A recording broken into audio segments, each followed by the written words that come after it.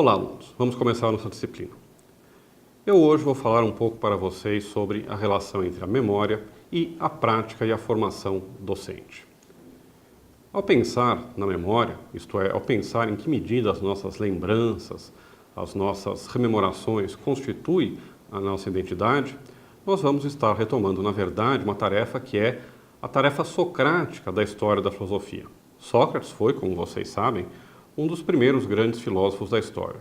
E ele era conhecido por incomodar o establishment ateniense com perguntas que eram incômodas. E uma das mais famosas perguntas que ele colocava, que não era na verdade uma pergunta, era mais um imperativo, era a pergunta sobre o autoconhecimento. Ele dizia que, no final das contas, a tarefa do filósofo, a tarefa do homem é conhecer-se a si mesmo. E isso, então, adquiria a forma de um imperativo. Conhece-te a ti mesmo. Isso é mais difícil do que parece. E, na verdade, a gente vai ver, se a gente levar em consideração o que a ciência tem a dizer sobre a memória, é talvez uma tarefa quase impossível. Talvez, mais do que conhecer a nós mesmos, o que nós temos que fazer é construir, reconstruir, contar uma história sobre quem nós somos, que ela própria constitui a nossa identidade. É o que nós vamos ver agora. Quando a gente pensa na memória, a gente tem normalmente uma visão que é a visão clássica da memória, que aparece na história da filosofia desde a antiguidade, mas que se estabelece como uma doutrina padrão na modernidade. Por exemplo, com John Locke, que é um famoso filósofo inglês do século XVII, que escreveu um livro chamado Ensaio sobre o Entendimento Humano. Nesse livro, que é tremendamente importante na história da filosofia, na história do pensamento ocidental, o John Locke desenvolve uma teoria da mente, na verdade, uma teoria do ser humano, que foi profundamente marcante. O que caracteriza essa teoria que ele apresenta? Bem, em primeiro lugar, John Locke concebe a mente humana como sendo composta de átomos mentais. Nós temos na nossa cabeça, na nossa mente, na nossa consciência, pedacinhos de ideias que, ao serem combinados, constituem a nossa vida consciente. O conhecimento, a memória, as lembranças e assim por diante. O conceito-chave para Locke é o conceito de ideia. O que é uma ideia? Uma ideia é simplesmente aquilo que a gente tem na nossa cabeça quando nós entramos em contato com o mundo.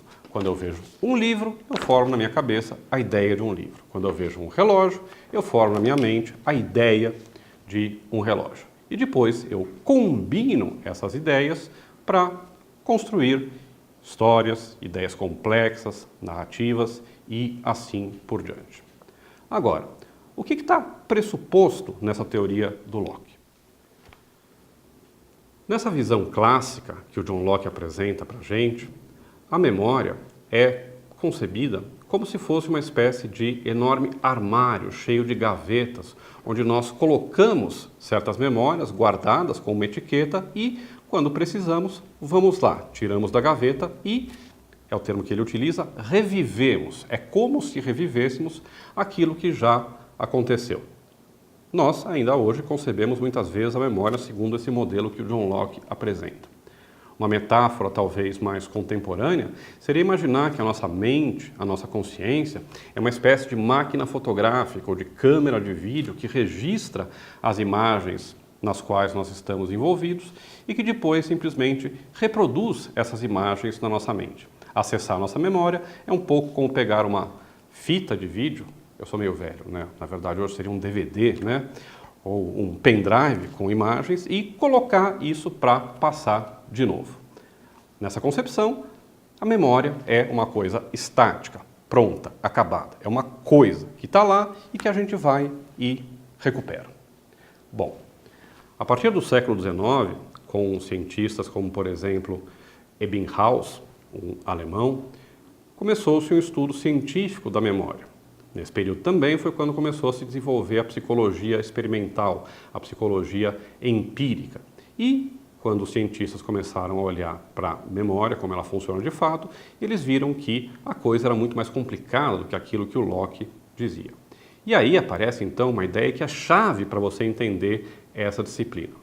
A ideia de que a memória, longe de ser uma coisa, longe de ser um arquivo com gavetinhas, com rótulos que a gente vai recuperar quando a gente precisa, a memória é, ao contrário, um processo, ela é uma ação. A memória não é alguma coisa que a gente tem, mas é alguma coisa que a gente constrói.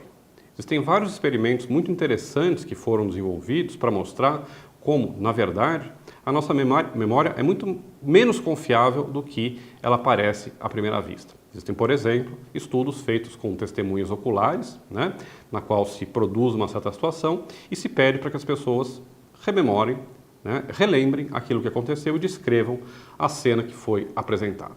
Bem, em todos os experimentos desse tipo, o que a gente vê é, primeiro, que nenhum dos relatos é confiável. Cada um percebe aquilo que ele acha que deveria perceber, aquilo que corresponde a uma certa ideia que ele criou daquilo que era importante e não ao que aconteceu de fato. Uma outra coisa que foi o resultado desses experimentos é que você pode criar ou construir memórias. Os cientistas faziam, por exemplo, sugestões, tentando colocar aspectos na memória dos seus sujeitos que não estavam presentes na cena original, perguntando, por exemplo, sei lá, sobre o chapéu que usava um personagem naquela cena que foi objeto do experimento. E depois de 2 ou 3 vezes a sugestão ser feita, o sujeito que estava rememorando colocava esses elementos estranhos, inexistentes, na sua memória e jurava de pé juntos que aquilo tinha acontecido daquele jeito, com aquelas características. Bom, isso mostra que a produção da memória, a constituição da memória, é um processo muito mais complexo e muito mais misterioso do que aquilo que o Locke, por exemplo, acreditava. Bom, o que eu pretendo mostrar para vocês é um pouco como a gente pode usar essa ideia de que a gente constrói a memória, de que a gente constitui a memória, para que você possa fazer a tarefa que é exigida do aluno nesse primeiro módulo, nessa primeira disciplina que você está cursando. O trabalho que vai ser passado para você é escrever um memorial docente. Um memorial onde você vai recuperar a sua formação e tentar vincular essa sua formação com a sua prática concreta em sala de aula hoje. Essa é a tarefa que você vai ter que desenvolver. Para isso, a gente vai ter que, então, problematizar um pouco a ideia de que a memória é simplesmente uma coisa que a gente recupera, que é uma coisa pronta, e pensar na memória, então, como uma ação, como um processo. E, no final das contas, a gente vai ver como uma narrativa. Essa ideia de que a memória é uma narrativa, ou de que a subjetividade humana se constitui pela narrativa, é uma ideia muito importante. Ela aparece de várias formas na história da filosofia, mas o autor que defendeu pela primeira vez, com todas as letras, essa teoria, chama-se Paul Ricoeur, um filósofo francês muito importante do século XX.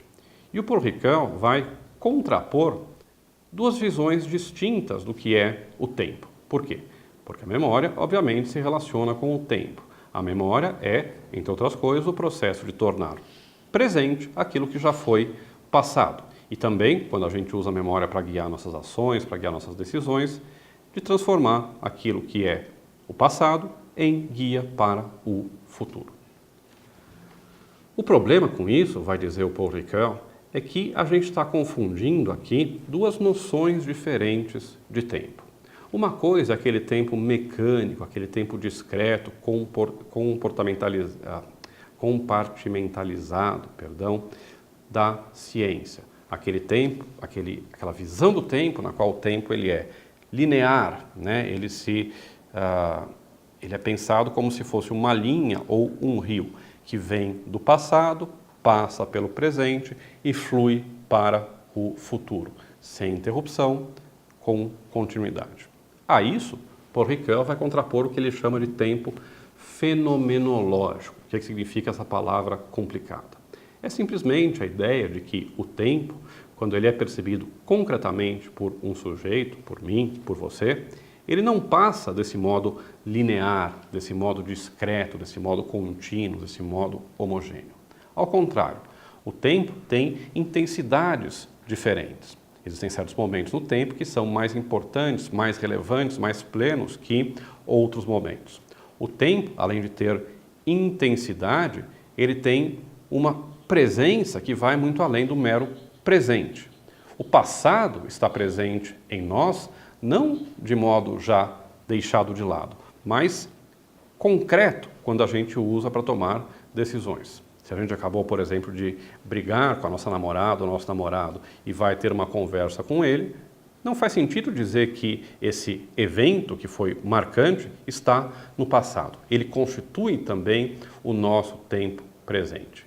E, obviamente, isso, presente e passado, são projetados para o futuro, na forma de conhecimentos que eu uso para me mover no mundo, na forma de informações que eu uso para tomar decisões, na forma da criação de histórias que correspondem ao meu desenvolvimento como um sujeito.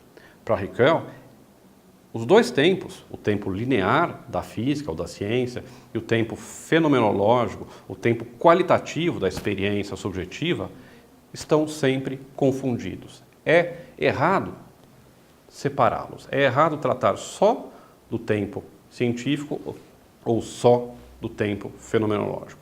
Os dois estão indissoluvelmente ligados quando se trata de constituir a nossa subjetividade.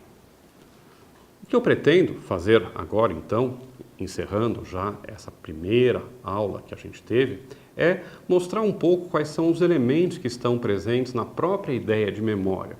Quais são as várias idas e vindas que a memória tem, que a memória usa para produzir isso que nós chamamos de lembrança e isso que, no seu caso concreto, vai constituir a matéria-prima do seu memorial de formação e de prática docente. Na próxima unidade, nós vamos então abordar com um pouco mais de detalhe os elementos constituintes daquilo que é a memória. Ficamos por aqui. Até já!